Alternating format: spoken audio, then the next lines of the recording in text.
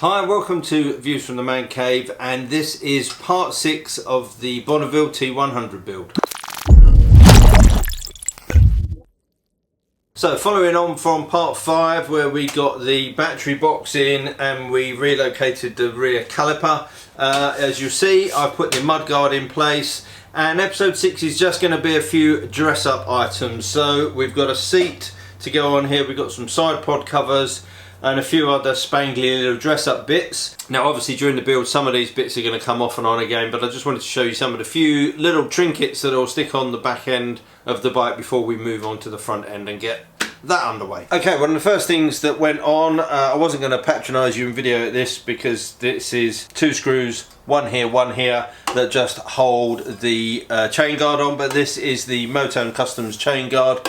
Big improvement over the old one, looks nicer, it's lighter, just a really nice piece. While we're at the back end here, obviously we haven't sorted the exhaust out yet, but I will be using a set of the Motone passenger delete pegs for the rear shock mount. You've seen there's a video I've done for the Street Twin. These are just a straight forward bolt on, bolt in the back, and you get that nice finish there. Again, another Motone part, as are the majority of the parts that are going to be going onto this bike. While we're here, we might as well do the shock dress up. Again, this is a part that I have fitted to the Street Twin, but again a very simple procedure. It's just a case of whipping the bolt out. In the kit you have the little cone washer, you've got a longer bolt, keep the washer behind that.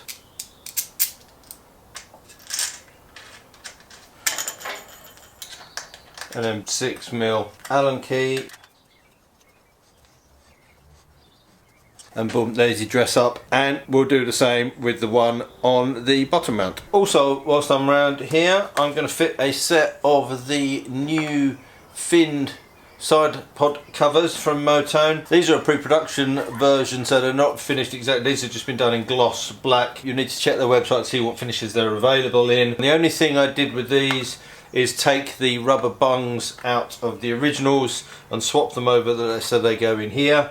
And these are very simply a case of hanging it on the prongs at the top and then lining up that bottom one. And I'm using one of the knurled side cover bolts as well. There you go, and there's the side cover. Pretty nice looking piece of kit. These may well come off again to be painted depending on what we're going to do with the rest of the bike, but again, really nice looking piece, really sets that off. And there's some of these a similar style coming through for the Street Twin as well soon, I believe. Whilst I'm in this neck of the woods, there's this chrome oil filler cap, which is the factory chrome oil filler cap. Get rid of that, we don't want that chrome, and that is going to be replaced by one of the Motone oil filler caps. You get a really nice billet cap with an Allen key head.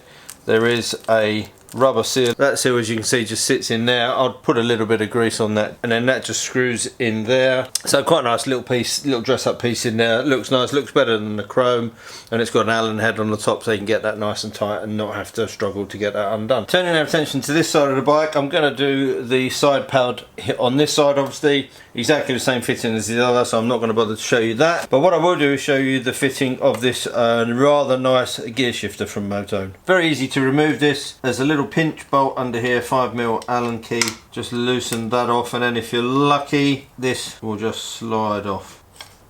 There we go. And then to fit the new one, it's exactly the same. The difference is the pinch bolt is on the top, and then this shifter peg, you've got a recess here, you can move that backwards and forwards, just a case of undoing the Allen bolt on the back, and you can slide that for your desired position. Just find your slot, nip up the pinch bolt. It doesn't have to be tight because it's just enough tension to hold it, and there you go.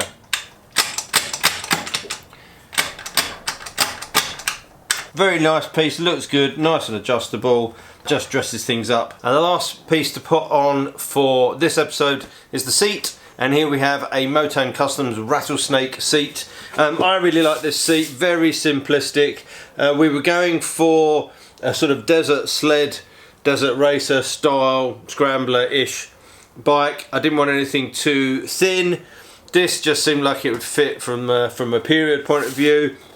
And it's an absolutely, I think, beautiful looking seat, really comfortable, not difficult to fit. Anybody knows these. Tab goes under the front, you've got the 2 brackets that slide in, and then you've got the 2 screws that go in the back.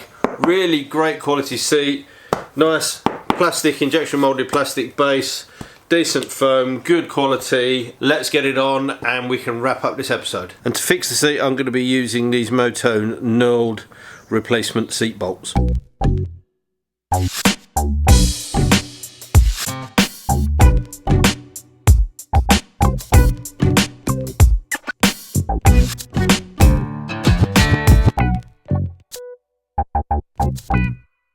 So there is the project so far, coming along quite nicely. Still obviously a few bits and pieces to do. We've got to get the tyres on here, we've got to mount the light and the indicators, get those electrical bits done. The tank is coming off and it's going to be replaced with the Motone tank. I'm going to get that in paint. That's going off to the guys at the paint box and we'll see what they can come up with. We've got an exhaust to sort out, we haven't done that yet, and then lots of stuff going on at the front end. So that's it for episode 6. I'll put some cards up in the top corner with a link to all the individual parts that you've seen here. There'll be some other videos in the end credits. There'll be a subscribe button as well, so I'd love you to click on that. And all that leaves me to say is, until next time, thanks for watching, take care, ride safe, and I'll see you soon. Bye.